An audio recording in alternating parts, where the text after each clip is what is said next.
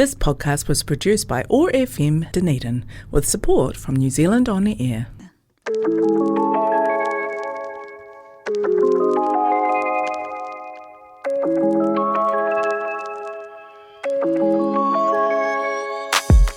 Welcome to Books Uncovered, an exciting conversation about books and literary events, brought to you by the Dunedin Athenaeum Library and Mechanics Institute. I'm Holly. And I'm Bella. Over the next half hour, we'll dive into themes ranging from romance to quirky book blurbs, all discovered within the depths of the Athenaeum Library. Kia ora. Kia ora, everyone. I'm in the studio with Bella, as usual. How are you going, Bella? As most times. Yeah. I'm good.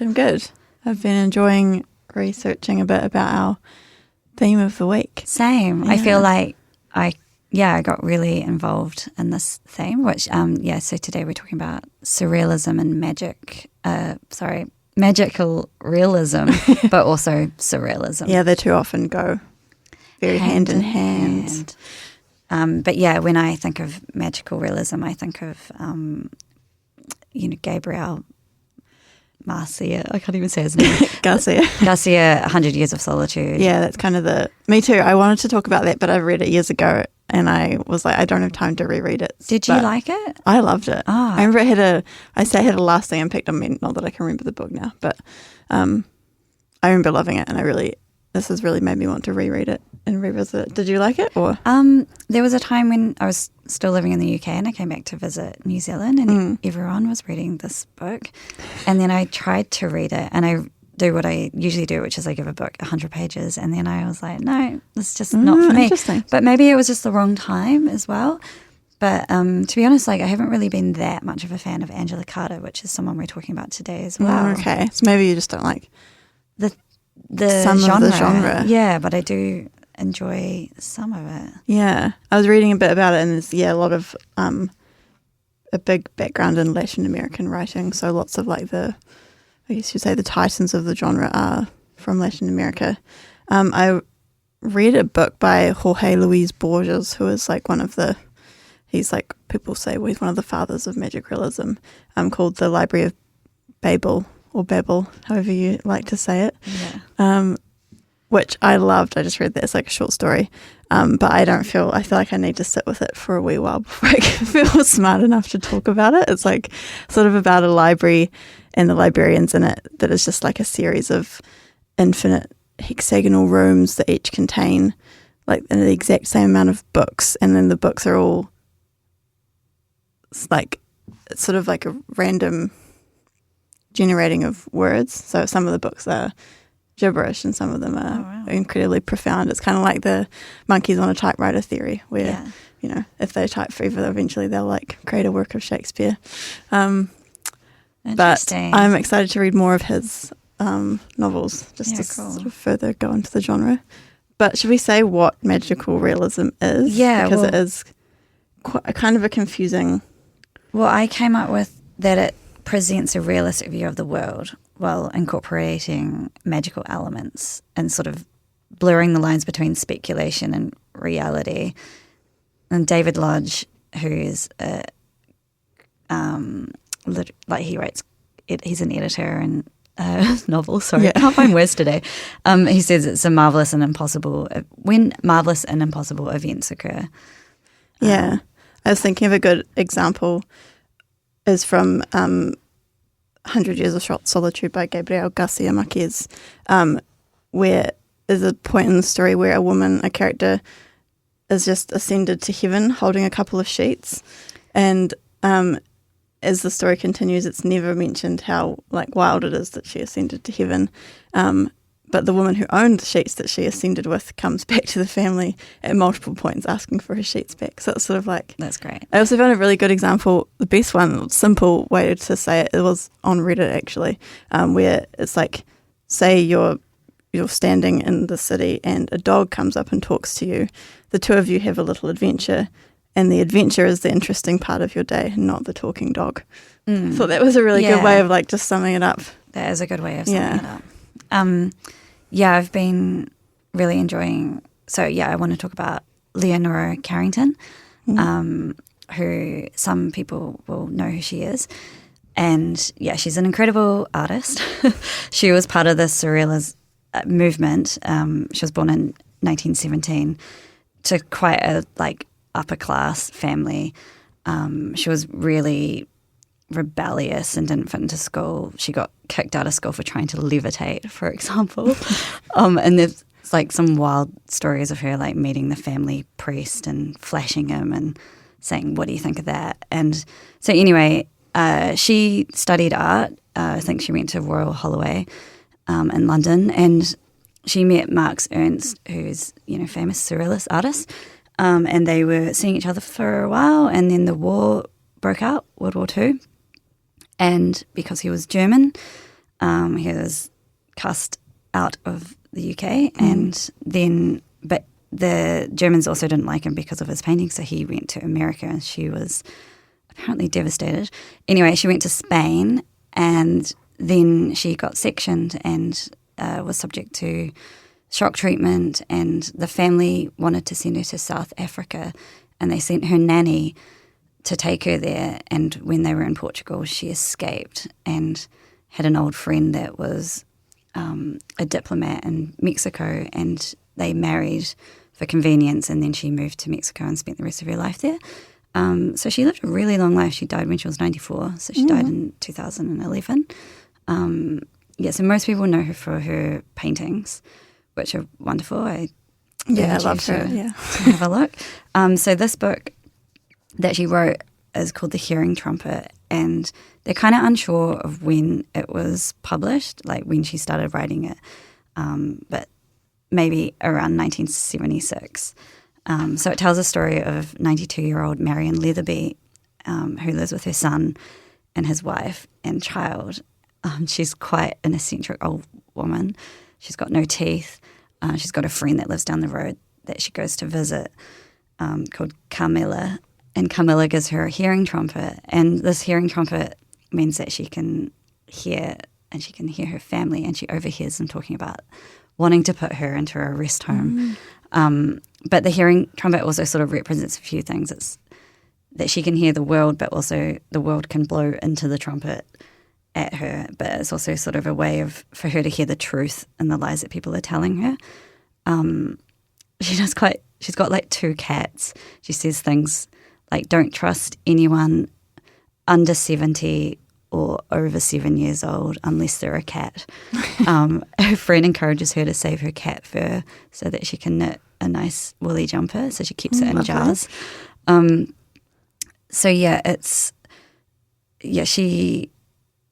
She gets so the family put her into this rest home, which things just become more and more surreal. Her friends constantly talking about breaking her out of there with dogs and helicopters and ropes and stuff. It's quite funny, but there's some really poignant moments in it and observations about the world. What she says, her friend says, it's obviously something extremely sinister about the rest home, a place where Marion cannot take her cats, as institutions, in fact, are not allowed to like anything. They don't have time. So the rest home's called the Well of the Light Brotherhood. And it's run by a man called Dr. Gambit, and all the residents live in quite odd places, like a shoe and a French chalet, and there's a castle as well. So it's sort of, the book explores themes of aging, institutionalization, female power, and mythological and transformative nature of imagination. I feel like my throat is so croaky. Anyway, I'm going to read a wee excerpt of when she's packing to go to the rest home. One has to be very careful what one takes when one goes away forever. Something seemingly useless may become essential under specific circumstances. I decided to pack as if I was going to Lapland. There was a screwdriver, hammer, nails, birdseed, a lot of ropes that I'd woven myself, some strips of leather, part of an alarm clock, needles and thread, a bag of sugar, matches, coloured beads, seashells, and so on. Finally, I've put a few clothes in to prevent things rattling around inside the trunk. And then she's saying about her daughter-in-law being nosy. She decides to fill up a few empty cardboard boxes with stones from the backyard and tied them up again with string. so that she would think I left all my miscellaneous collection behind. Maria would call it rubbish and throw it away. But yeah, it's sort of, the tone is quite charming and quizzical, almost like fairy-like, which is very much the magical realism, sort of deadpan literism, open to the world and like matter of fact. It's been called a coming-of-age novel for someone who is dying. But yeah, I'll just read one more quote from it. I often feel I am being burned at the stake just because I have always refused to give up that wonderful, strange power I have inside of me that becomes manifested when I am in harmonious communication with some other inspired being. But yeah, it is probably one of my favorite books. I wanted to read lots of quotes from it, and I had trouble trying to pick one because it's always a good sign. We're like dense with them. Everything I want to quote. Yeah. So yeah, she was also part of a founding member of the women's liberation movement in Mexico in the 70s, and yeah, I heard some really awesome audio snips from her. Okay. Yeah, just talking about, like, interviewers asking about, can women be artists and all this sort of stuff. She's very pithy and Stupid question. Incredible woman. Oh, it makes me want to learn like all about her. I'm gonna do some research. Very cool lady. Yeah, I had a lot of trouble picking what I was going to talk about this episode because I've read a lot of magical realism once I sort of was like, oh, that's what this is. But a lot of it I read a while ago, so I was like, I could talk about like Haruki Murakami, who I've read a lot of his work, like Kafka on the Shore, which I do really recommend. I loved that book. I read it when I was a teenager. So did I. But actually. I really liked how sort of he subverted like the traditional Orientalist narratives of Japan, and how like I liked how his like more surreal plot lines used Western capitalism in its like marvelous elements, like in Kafka on the Shore, when there's a supernatural shapeshifter who takes on the form of Colonel Sanders, as an example. So I would also recommend you read Kafka on the Shore, but I'm not talking about that today because I read it when I was like 17. Yeah, I must have been about the same age, actually. Yeah. So I've gone, one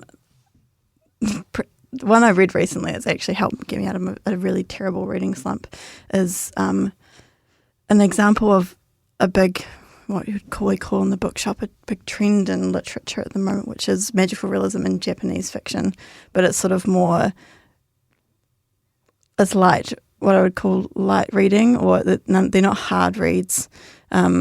Like Before the Coffee Gets Cold, do you know that series?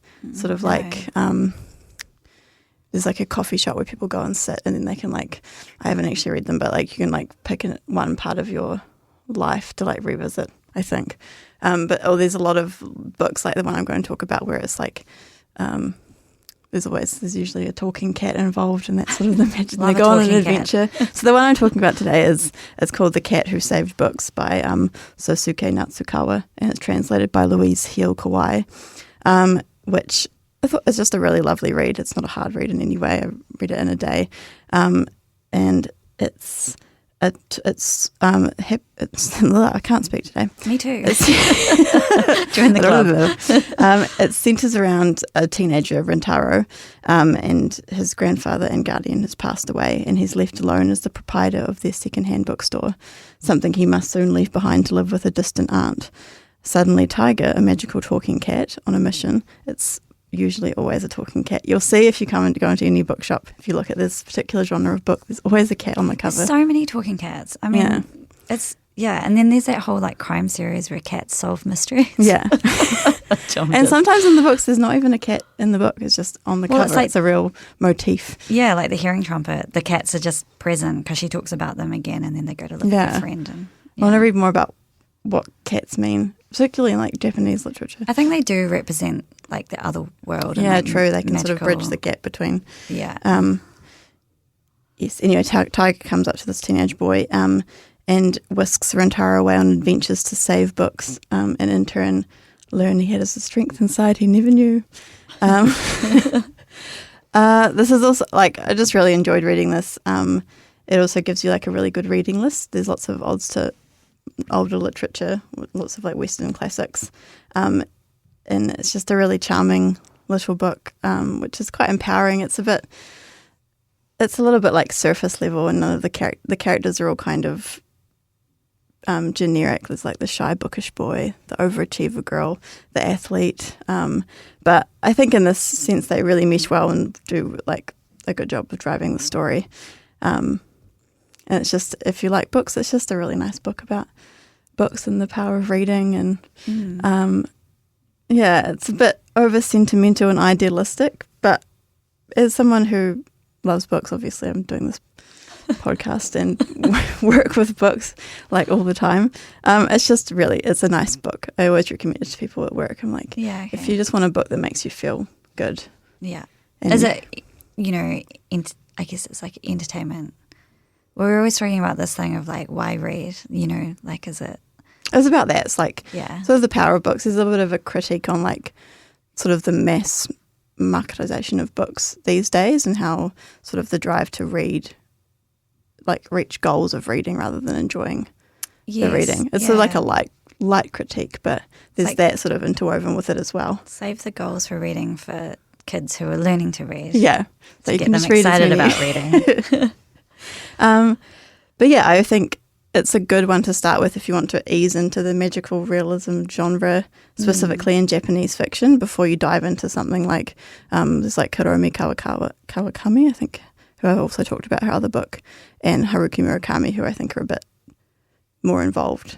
I sort of think of Jeanette Winterson as well. You were talking about the sheets, and I remember this, I can't remember, I think it might have been Oranges Are Not the Only Fruit from that book, where the character puts her hands in the air and she's holding bread and an eagle comes and she flies away into the air. And it's just kind of not really explained. It's just like, oh, okay. But it's all set in a very realistic world. I love this genre. I just love when... and it's like, you don't have to explain it. It's just... I love some elements of it. Yeah. Yeah, I can't quite articulate what it is. I think I like why it works for some things, I like the fact where it's kind of like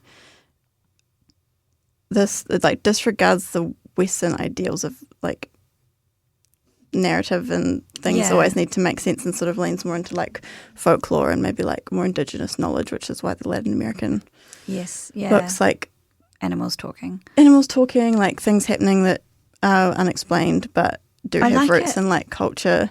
And like one example I thought of was like The Bone People by Gary Hulme, which is another magical realism, and the stuff comes from like Māori mythology, and I'm like, I quite like it in poetry. And actually, just from having this conversation now, I realise that I do it in my own poetry. Like the collection I'm writing has a polar bear in it, but it's never really explained. Yeah, I love that. Does it talk or is it just there? She's around, but she just comes and goes. It stemmed from, because I don't know if you remember, there was a taxidermy polar bear in the Proctor's auction house. Yes, I do remember years that. ago. Yeah. And then I had a dream about her, and she told me that her name was Becky. And so now she's a character in my book. And but she doesn't speak, because then that would kind of ruin the illusion of, well, is she a person or is she a polar bear? But it is Becky. Those blurred lines of magical realism I think can be really fun. But I don't know. Yeah, because, I mean, Angela Carter is someone we were going to talk about as well. Yeah, we both brought brought in Angela. Yeah. Yeah, she was the first one I thought of for... Yes, same. As kind of a pillar. I had to read her for the first time when I was in my first year of university. It was I had to read The Bloody Chamber for... Yes. I can't remember what paper it was for, but for English. A little bit about Angela Carter is that she was born in 1940, and she only lived till she was 51. Did she? She died really young. She got lung cancer. Oh. I know. I was like, gosh, that's very young. But she was a short story writer, poet, and journalist, and known for her feminist magical realism. But she's mostly known for The Bloody Chamber, which was published in 1979. And am I right in thinking that it got turned into a film, or like a short? I don't know. Film? I actually have no idea. Yeah. I guess maybe I because could see it's how so it would...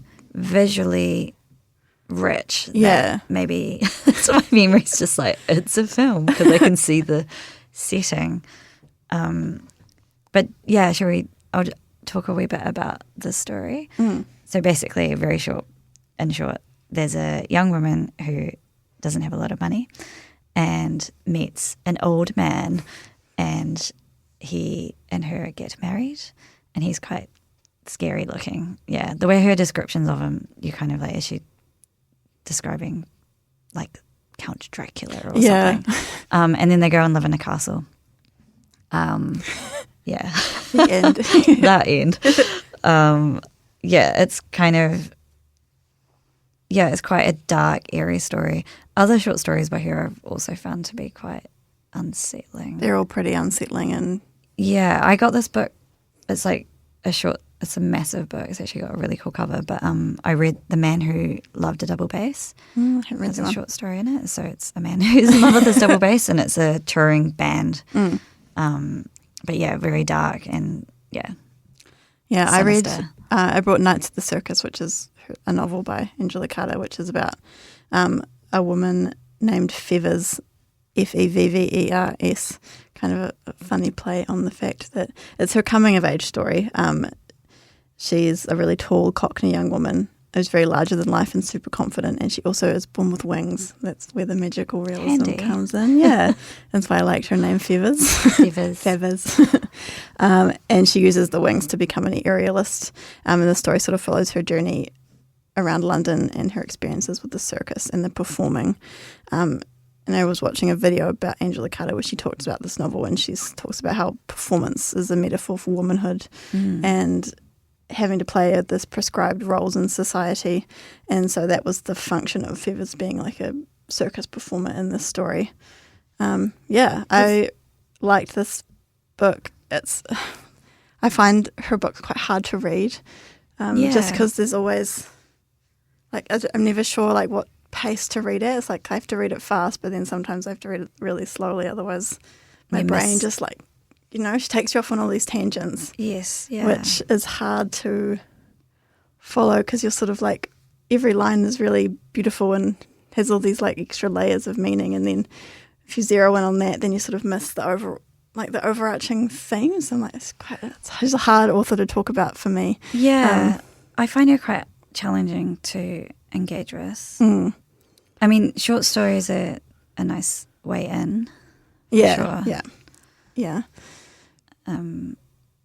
But yeah, I think so. The Bloody Chamber is based on Bluebird, which I don't actually know that fairy tale. But yeah, all the short stories in that collection are based on Red Riding Hood and really interesting like feminist lens on rewriting it. Yeah.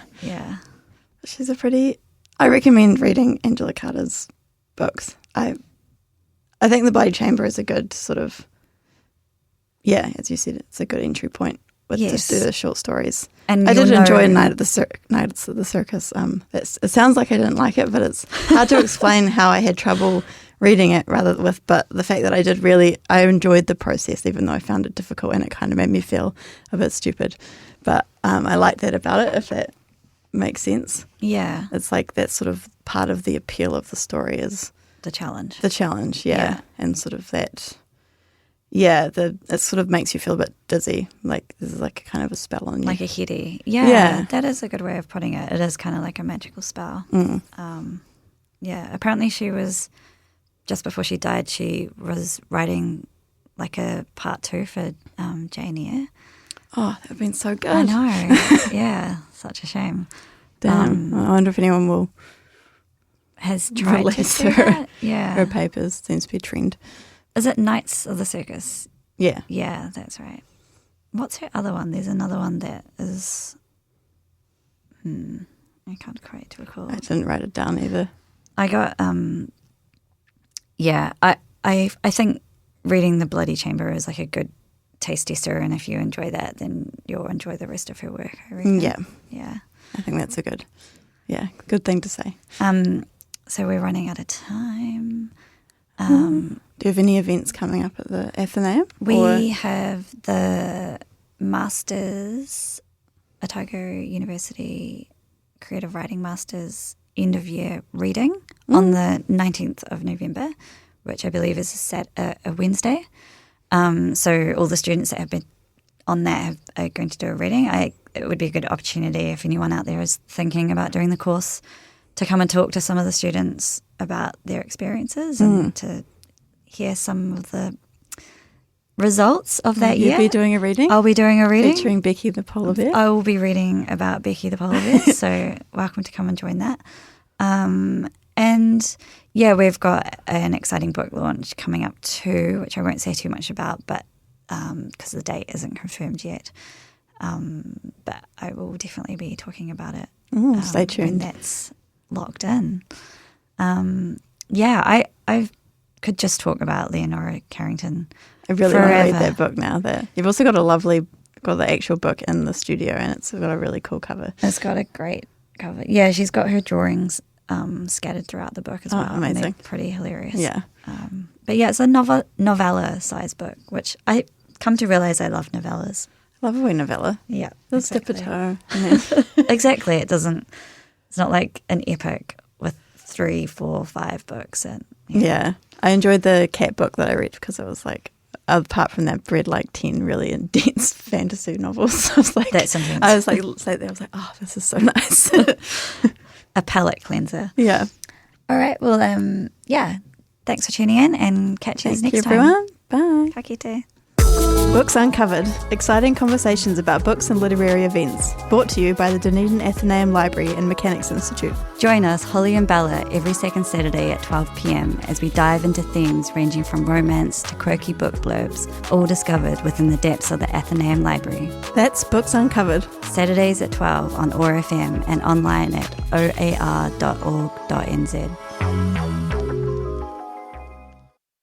This podcast was produced by OAR FM Dunedin with support from New Zealand On the Air.